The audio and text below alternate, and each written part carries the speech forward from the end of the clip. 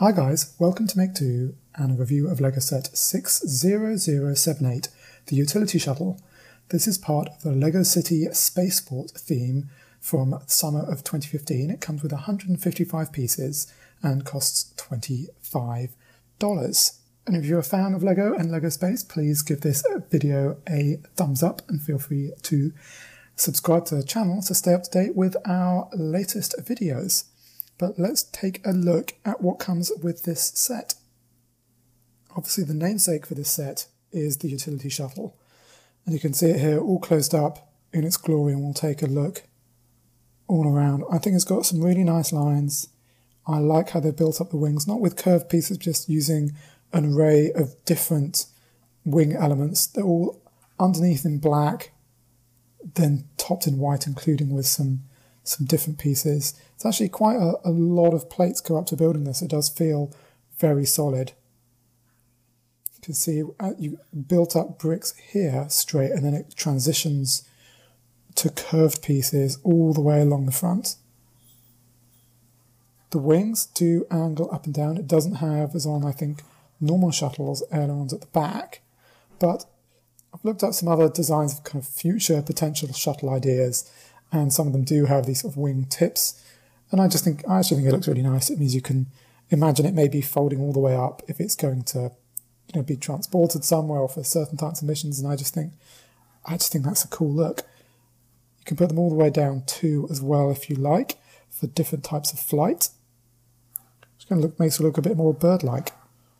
Here's a view from the back, and you can see how nicely they've angled these thin pieces. They're just on hinges that hook to that sort of touch upon that cheese slope piece. I don't know why these were in blue. It would have been far better and consistent with the rest of the model if they were in white. As it is, it does make them stand out a little bit, which I don't think is great. I like what they've done at the back. There is sort of an array of colours. I think that's to help with building and also just give an extra sense of lines and things going on. I like these engines. These are just put on very simply with a little Technic axle piece and just slots right in. You get 3. On most shuttles or rockets that LEGO does, you also get some red translucent round plates that you can stick on to give a sense of fire. You don't get them here. I don't miss them because I don't have other sets. When you look at pictures of ones with them, they definitely do look better.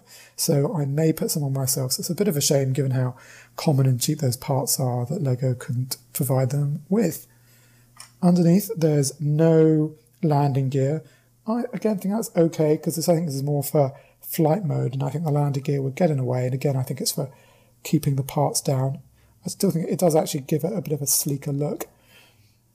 There's a couple of play features. The first one here, the bay doors open and reveal this little satellite which folds out. Has a couple of stickers on these translucent tiled clips to give sort of the solar panel effect.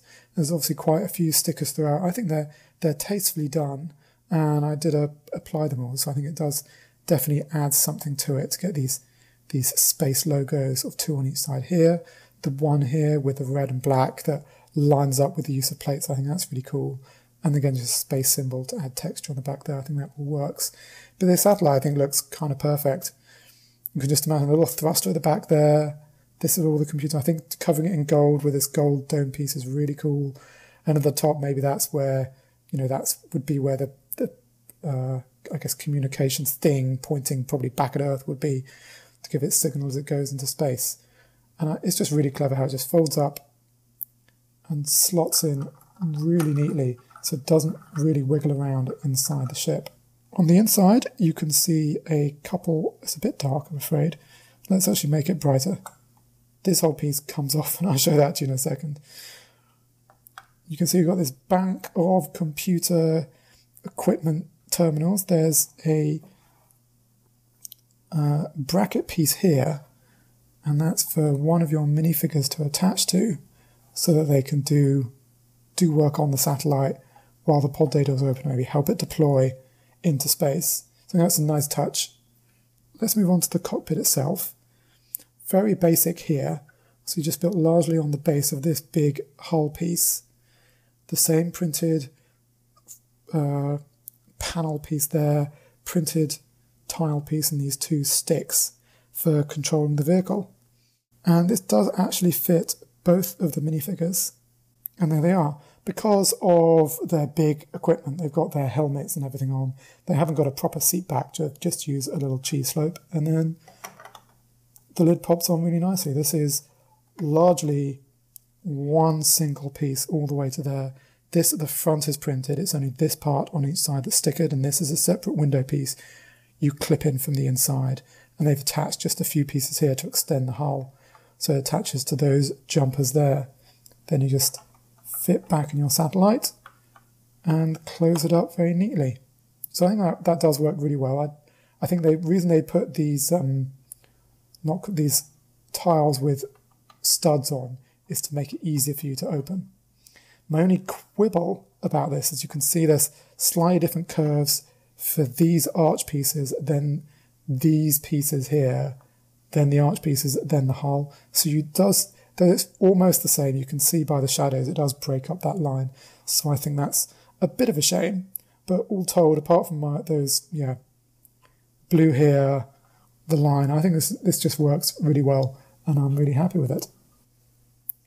From the outside, both of these minifigures in this set look identical. The same white legs, the same white body, and I'll show that to you in more detail in a second, and the same white helmet, this really cool space helmet with tanks attached, so this means they can go outside on spacewalks and stuff.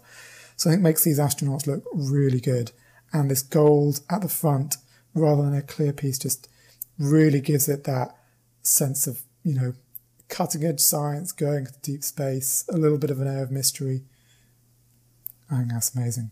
And you've got the grey for the hands, just sort of representing the gloves. There he is. This is the male minifigure without the helmet on. You can see the space agency logo. There's a ring of red around the top, which I think is supposed to represent the metal ring to which the helmet attaches to form a proper seal.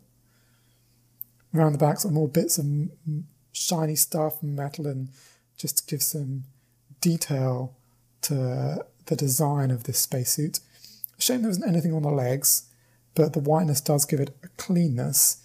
Probably does make it easier for me to use this in other sets. As I said, the second minifigure is identical to the first on the outside. It has a different head, which I'll show you in a second, and is also the one carrying the spanner. So I think this is probably the astronaut who's most likely to initially be the one to go out and deal with any problems on the satellite or anything to do with the ship itself. And underneath, it's clearly a female astronaut with the shape of the lips and the eyebrows. So I think it's nice to get a mixed crew, male and female. So that's all you get with this utility shuttle. It's got a relatively expensive parts per piece compared to normal, sort of quite above the 10 cents per piece, but you do get a large number of big pieces with the engine pieces, the wings, obviously these parts of the hull and this huge piece here, including on the bottom. So I do think it's sort of still pretty good value. It is, in effect, a squash down shuttle, yes, and it doesn't look perfect because of that, but I still think it's a lot of fun to play with.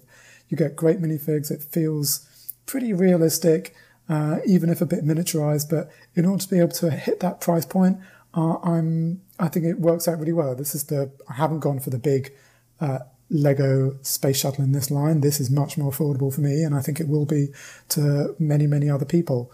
So I have a few tiny quibbles where I think the main bit of the model, the shuttle itself, could have been improved, but other than that, I think it's a really good buy, and I'm probably going to keep it built like this for display for quite a while longer. I'd love to know what you think, so please let me know in the comments below, and stay tuned because more videos are on the way soon. Thanks for watching.